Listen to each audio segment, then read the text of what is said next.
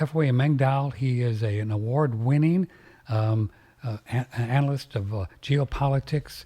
Has written a lot about oil, China, the hegemony of the United States. His latest book is called Manifest Destiny, Democracy, Cognitive Dissonance, and his website is williamengdahl.com. He's written a bunch of books.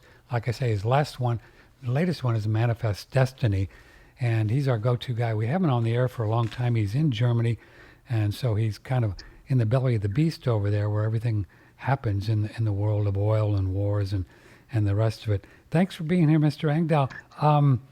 So this Manifest Destinies, the cognitive dissonance is kind of curious. Isn't this what Orwell wrote about, this idea that war is peace and love is hate and freedom is slavery and such?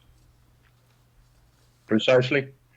And the point about the book, Manifest Destiny is a name given to an ideology of empire that was not called an empire. It was called God-given manifest destiny, that America, or at least certain families who controlled the banks of Wall Street and the military industry and so forth in the 1800s, the end of the 1800s, that they were given a mandate by the Lord God to extend their dominance to the entire world.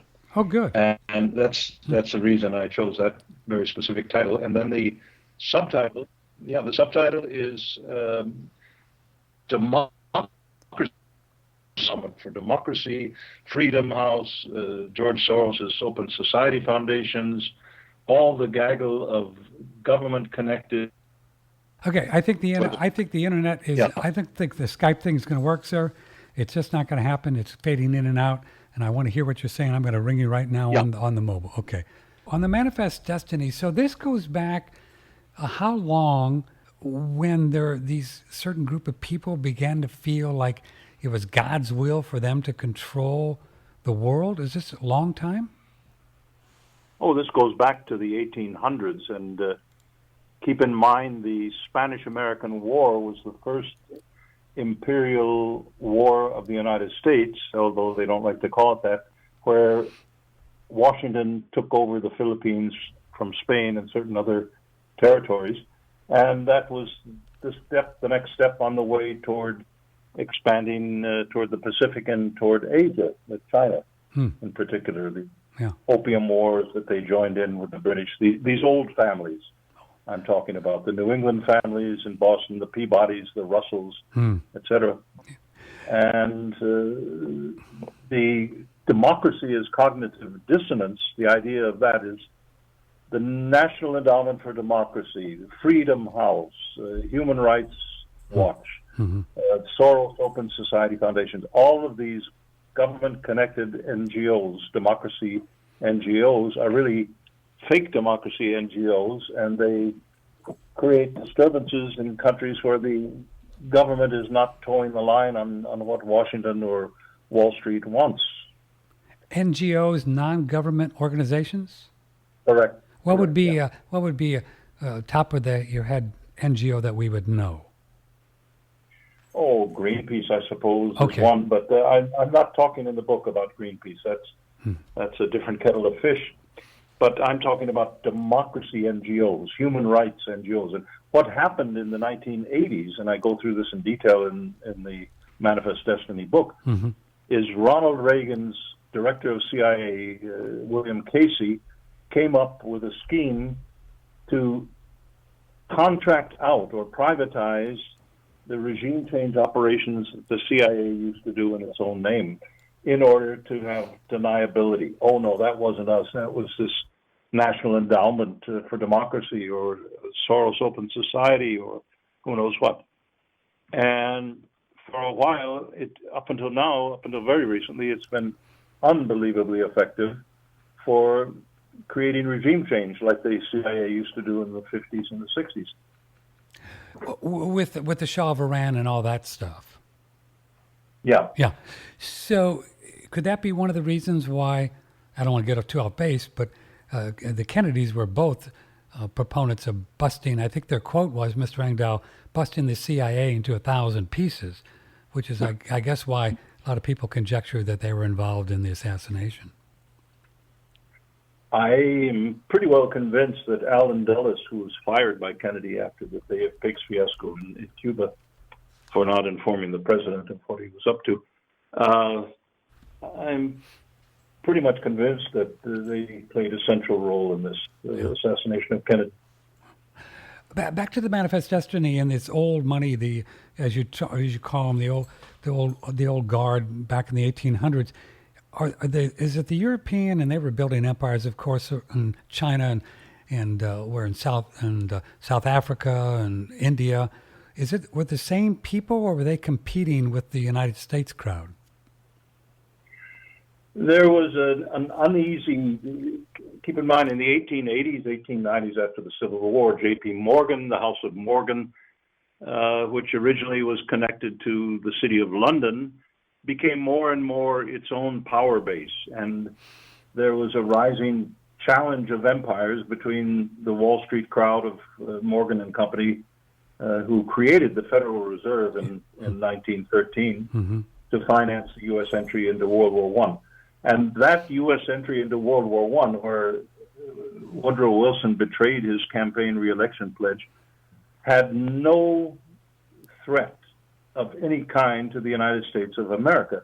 And it was a war that the Wilson administration entered in order to extend this manifest destiny toward Europe, to take over from the rubble of the British Empire, which was bankrupt at that time, certainly after the end of the war, and continue in this direction. So the whole history of the last 100 years or so can be traced back to this idea of manifest destiny. Well, the name of your latest book, F. William Engdahl, Patrick Timpone, OneRadioNetwork.com. A question, just email me, patrick@OneRadioNetwork.com.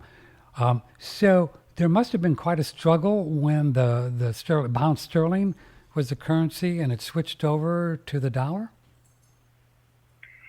Well, that was called World War II. Oh, World War II. And that the Bretton Woods, the pound sterling went back on gold in 1925 under Winston Churchill as Chancellor of the Exchequer, because the United States was threatening to make a coup d'etat and take over by siding with the Boers in South Africa, who had fought a bitter war in 1899 against the British. The United States was going in there to try to grab South African allegiance in terms of gold, and the U.S. Went on gold, and England was forced to jump on board in order to keep in the game, and that almost bankrupted them in the late 1920s during the great stock market crash and so forth. So they abandoned the gold standard. But yeah.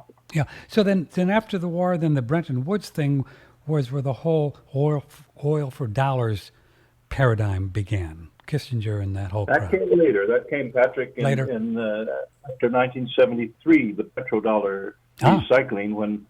The Bretton Woods, the dollar was fixed to a certain fixed price of gold for 1 ounce, $35, and all of the other currencies in the Bretton Woods system were tied to the U.S. dollar. So the dollar was the only one considered as good as gold. And that system lasted until August 1971, when Richard Nixon, on the advice of Paul Volcker and David Rockefeller, among others, tore up the Bretton Woods Treaty and said, "What are you going to do about it, world? We're cutting you away and going our own way." Yes, sir. And that's been the source of this great inflation over the past 45 some years.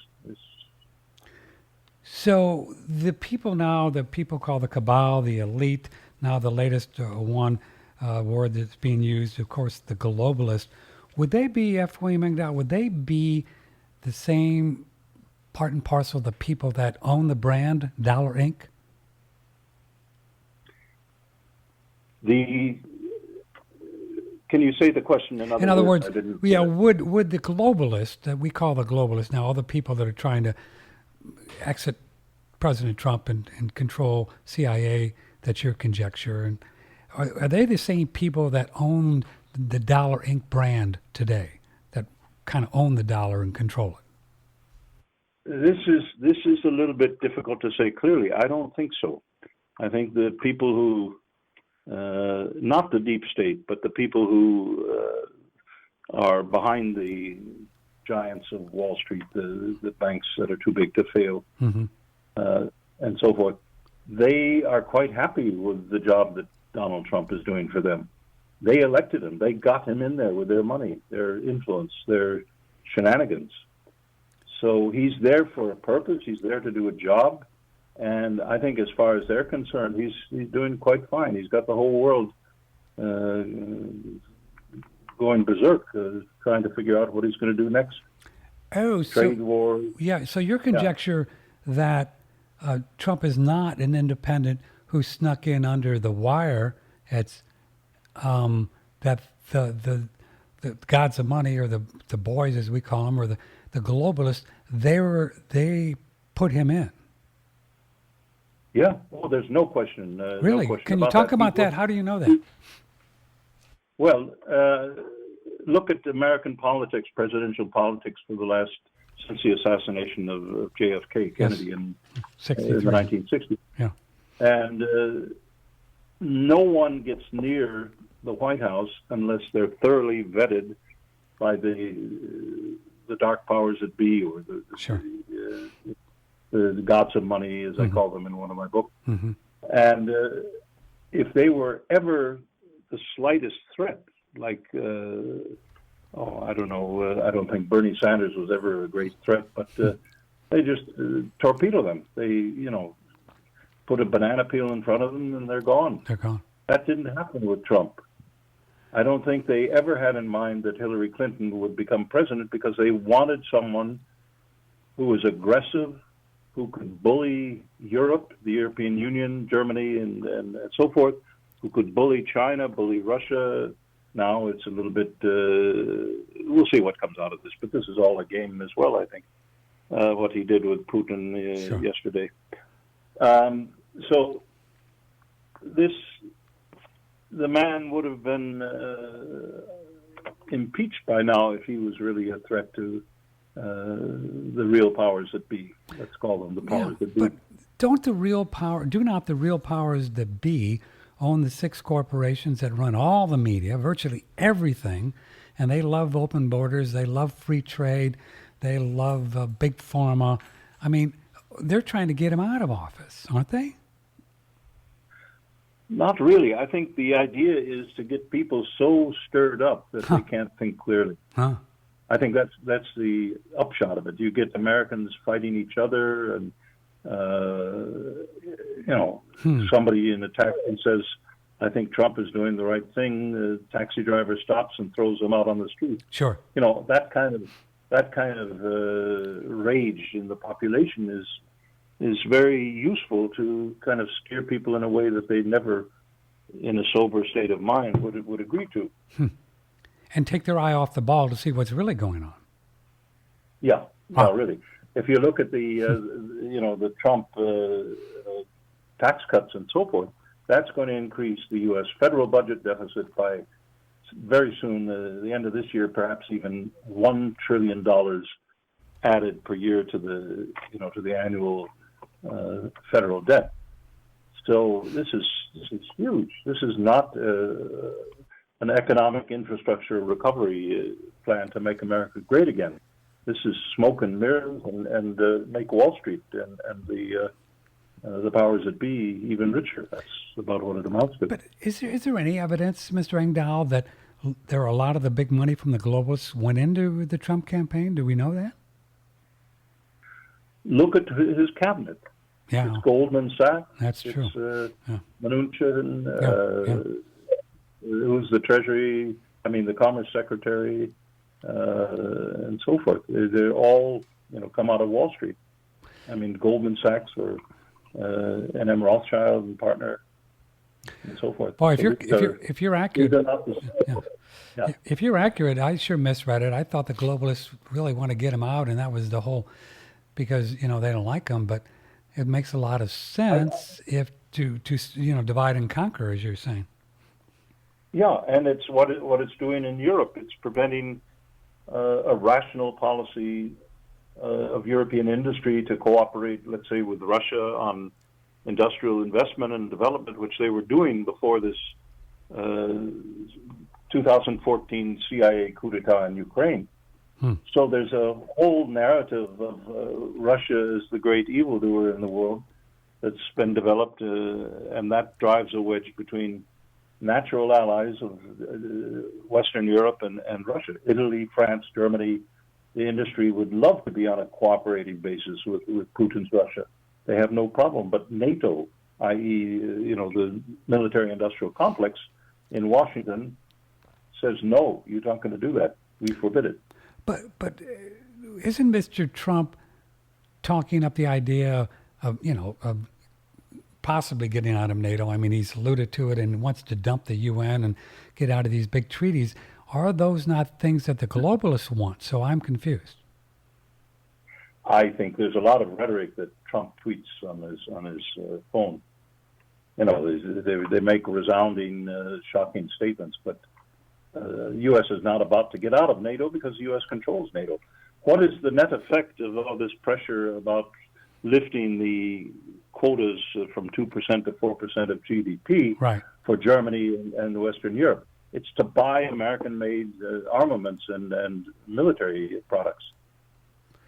Yeah, of course, the military-industrial complex is going to, they're going to gain from that kind of an increase in budget. Sure. So he's doing that. Yeah. When he opposes the Russian pipeline to Germany, who's going to benefit from that? The U.S. shale oil export industry, and so forth. So, it's a kind of like a mafia shakedown on one level. So I thought it was interesting where Mr. Trump was actually quite clear about the whole pipeline thing in Germany and saying that we're not enemies, that we're competitors, that kind of thing. That's kind of interesting that he's clear about what's going on with the energy stuff in Europe? Well, he's toning it down a little bit prior to the meeting with Putin yesterday. And I think he's pretty much, there's not so much he can do beyond the sanctions and everything. The U.S. has tried to block the Nord Stream 2 pipeline to Germany from Russia. But Nord Stream 1 has been functioning beautifully for several years now, and Europe needs natural gas, and they need reliable natural gas, affordable natural gas. The U.S. shale gas is up to 2 times more costly for the Europeans than the Russian pipeline gas. So, it's a question of the basic economics for European industry. So the shale people believe that there's going to be in the neighborhood of 10 billion barrels a day by next year. Do you think that's accurate? Oh, 10 million. 10 million. I'm sorry. 10 million. Sorry. Yeah, I think these numbers are based on shaky calculations by the Energy Information Administration in the Department of Energy in Washington. Mm-hmm. And that's a very political organization, not just because it's a government organization, but their calculations on shale oil have been constantly wide of the mark of reality. So I wouldn't put much stake to that. The other problem about shale, as I wrote about recently in another article, is that it's a very rapidly depleting oil source. Much more rapidly. Within the first 2 years, you go down by almost 70% of the flow rates. So you have to either develop new technologies or drill additional wells, which cost additional money to keep the flow constant. And when you go into an area like the Permian Basin in West Texas, you're not so far from there yourself, I guess. Yes, sir. In the Austin Hill Country. Mm-hmm. But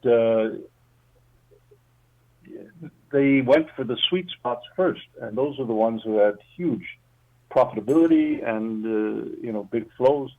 But as those sweet spots deplete after 1 or 2 years, and let's say in 2 or 3 years, the whole calculations about shale oil and shale gas exports to the European markets are going to be fraught with supply problems, in my view.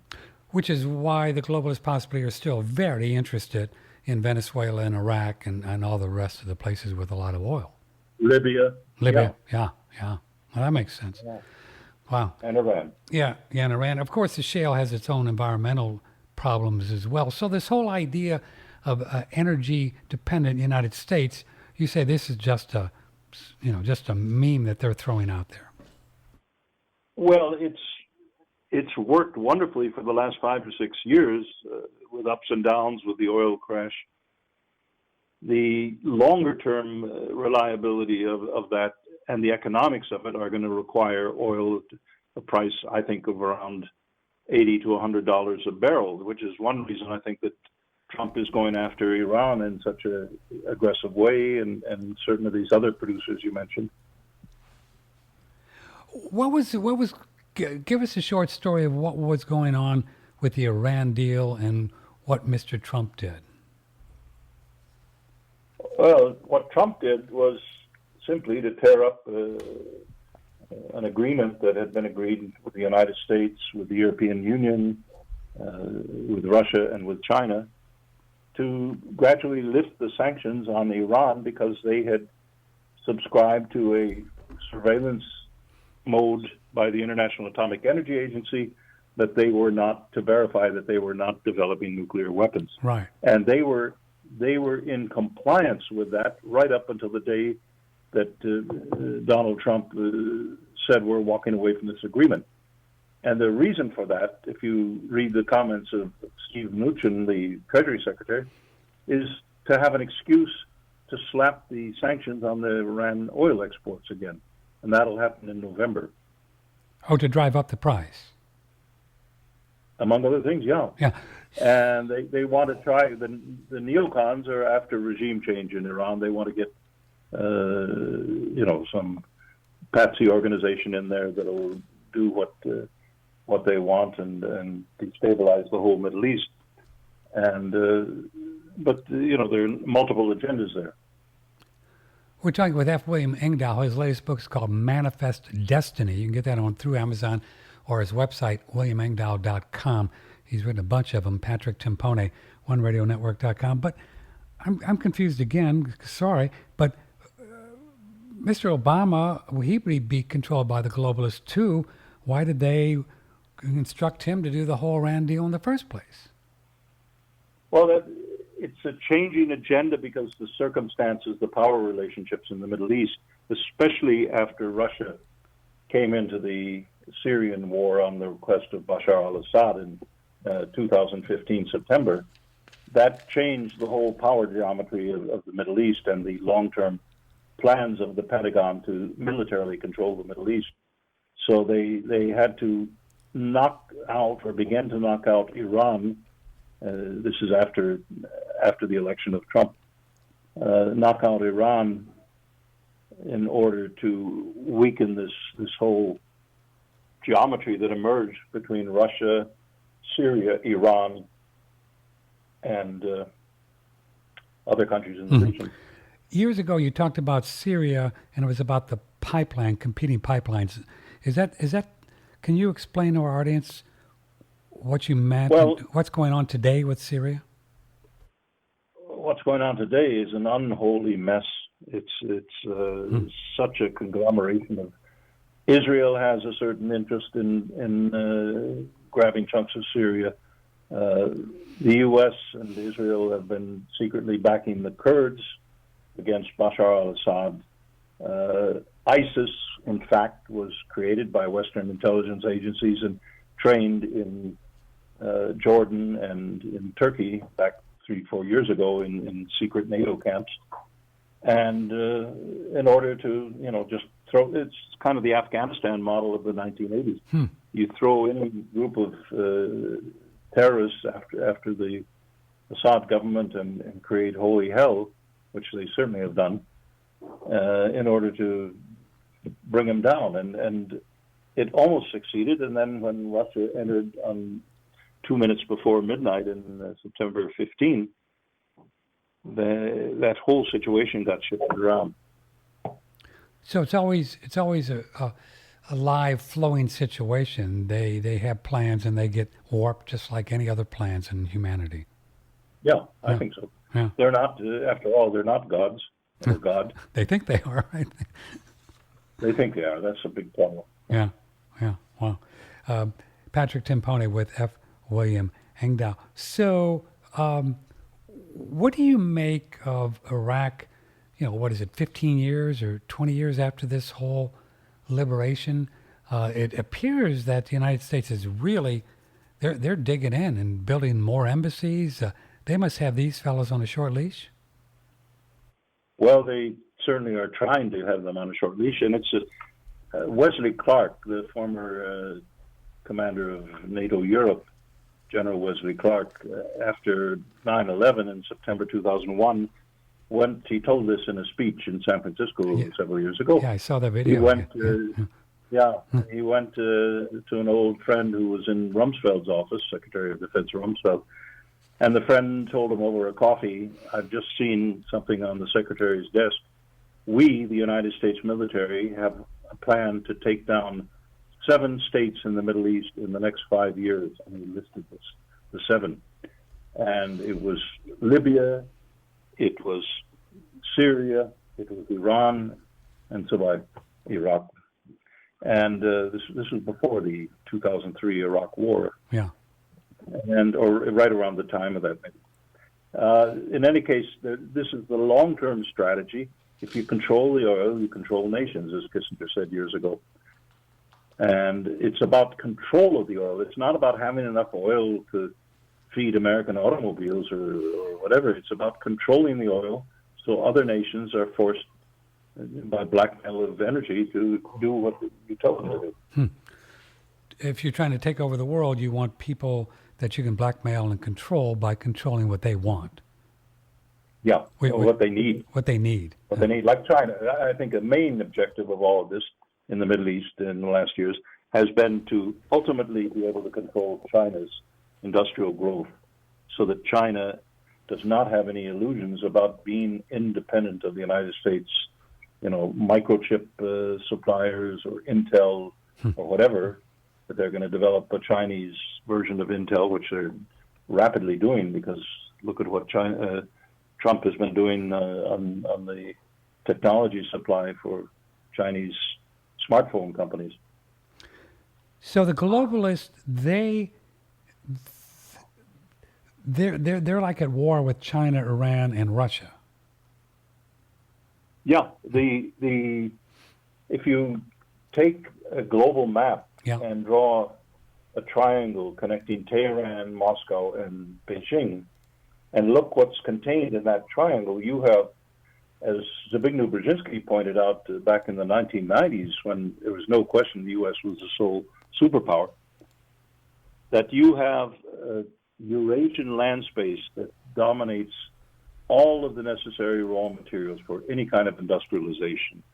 The skilled labor power, the manpower to make construction projects, the educated scientific and technical base, and you have no need of dependence on the United States or NATO countries.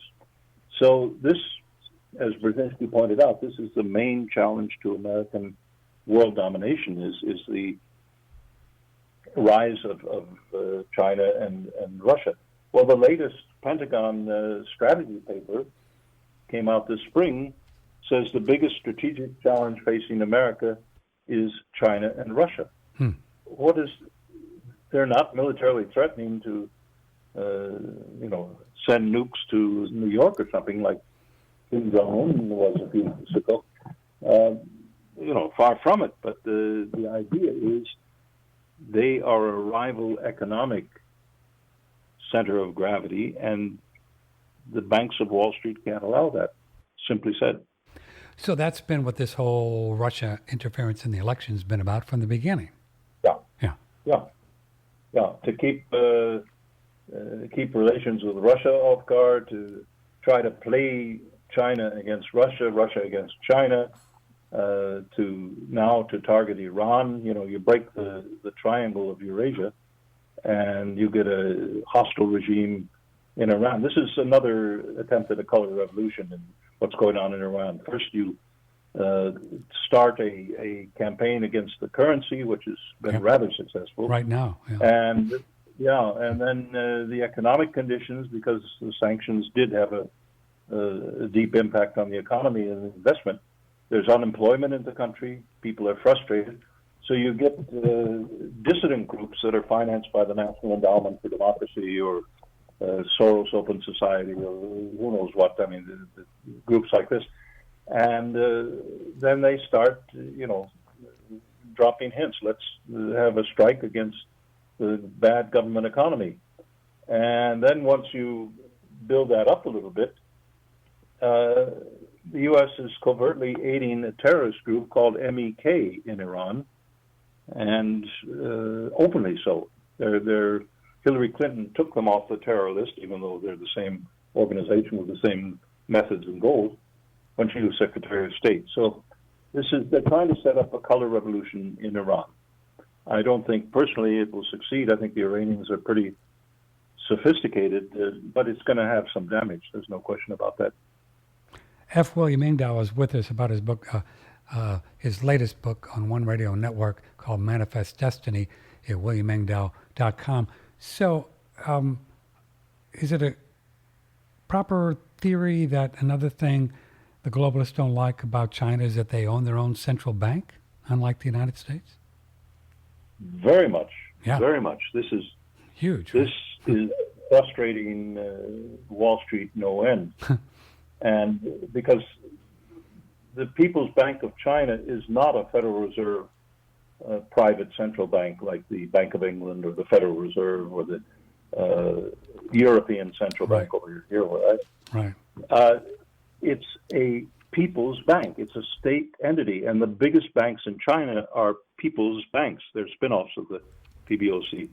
So they have the ability to create credit when it's needed and where it's needed. I've been to China in the last 10 years, I would estimate about 16 times now. And I've been all over China giving talks on various of my books or just various lectures at universities and so. And the cities I've seen, for example, Kunming, China. To be honest, had never heard of Kunming 10 years ago.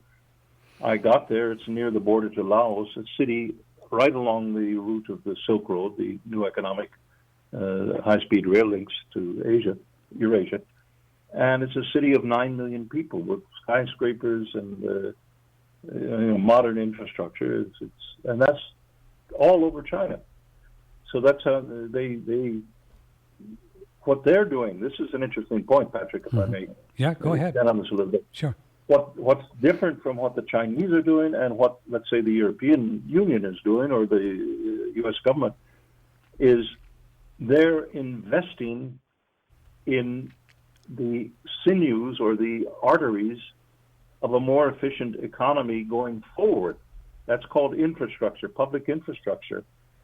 And therefore, every dollar invested brings back on the order of perhaps $10 to 1 over a period of 20 years when you link Shanghai and Beijing with a modern high-speed railway and, improve the flow of trade goods and everything else across Eurasia.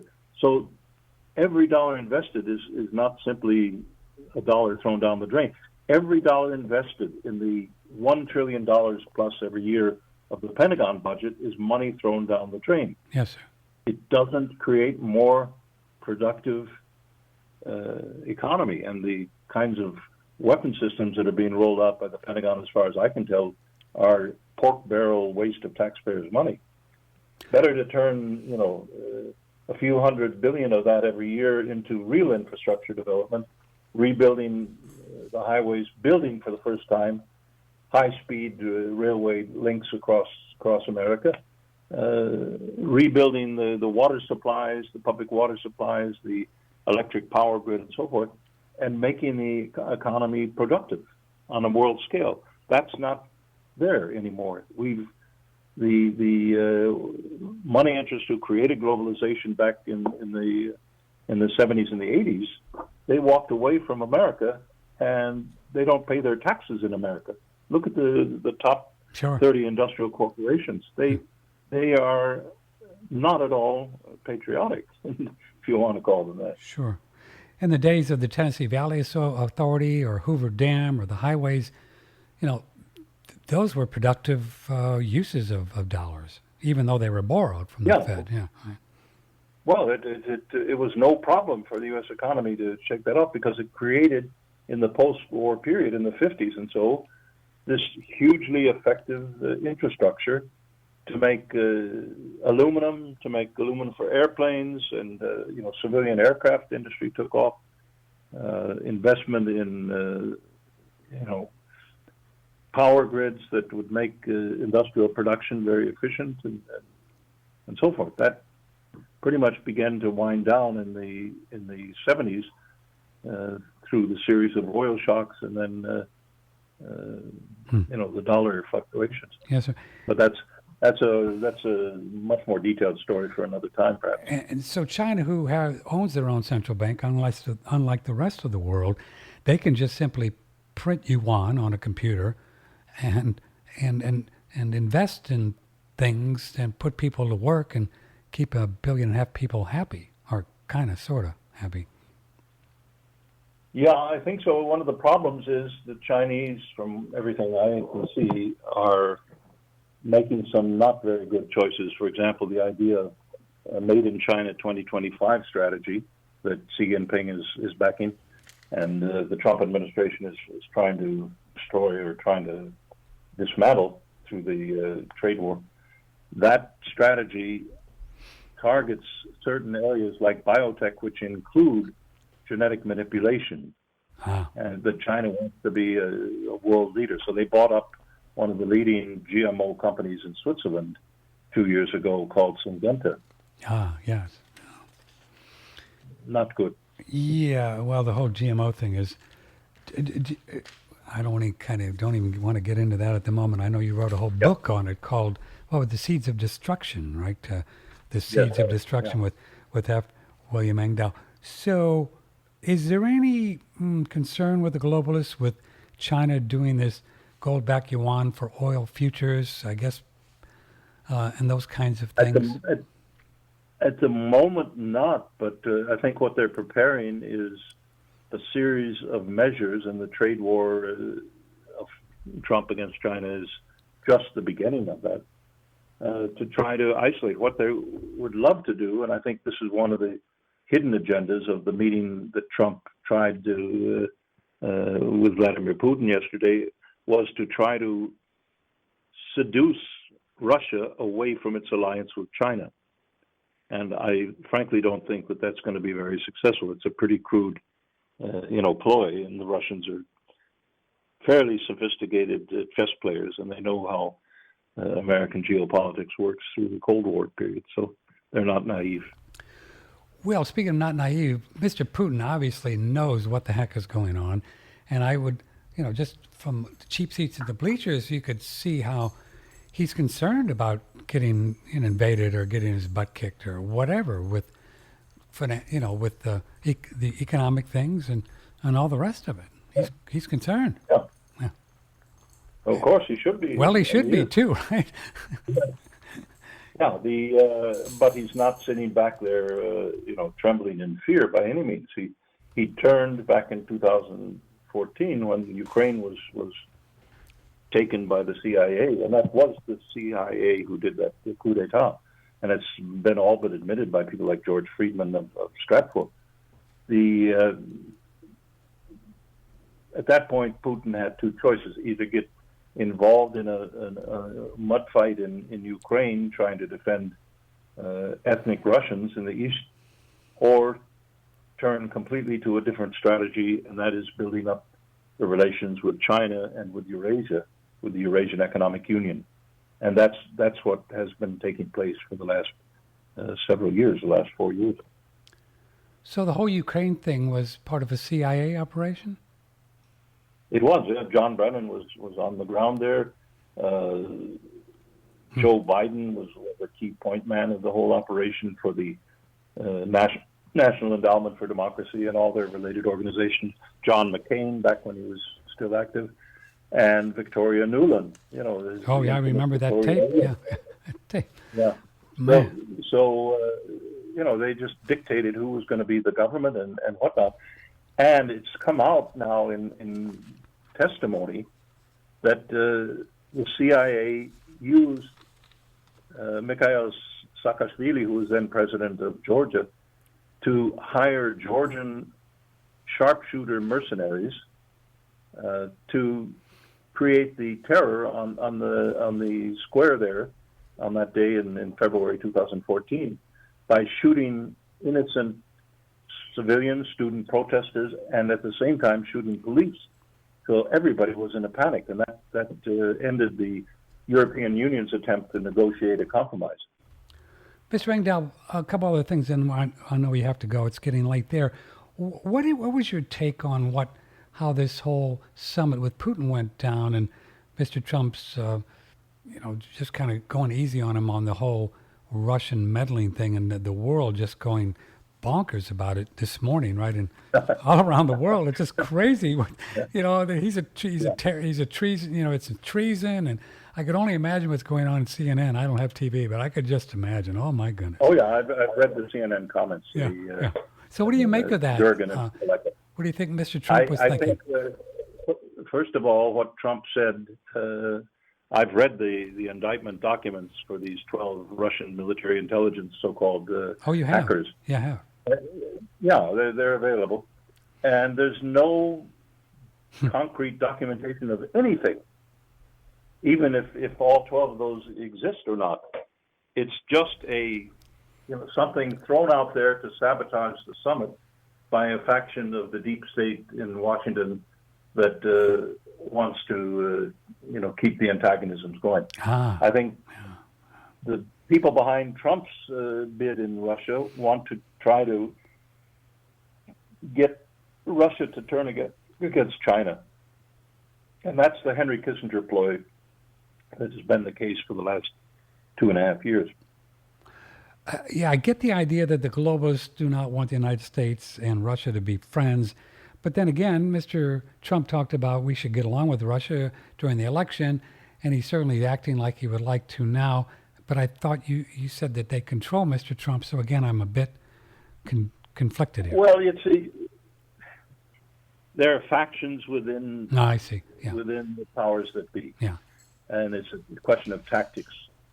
Is the tactic to now, after 1 year or more, of the very, very painful sanctions against the Russian economy and politicians, do you come to Russia and offer a fig leaf and say, hey, let's try to get along and turn our energies to control China because we both are threatened by China if they, there's something like that. So it's balance of power politics. It's the old British 19th century balance of power politics.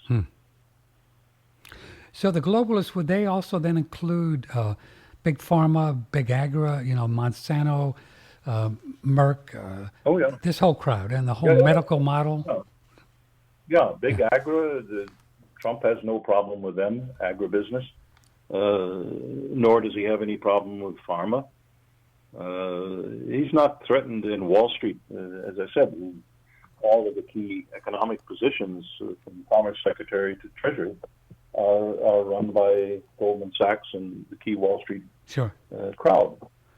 And then the military-industrial complex is totally dominating the Pentagon. So now, do the globalists? Do they want people pouring in across the southern border of the United States?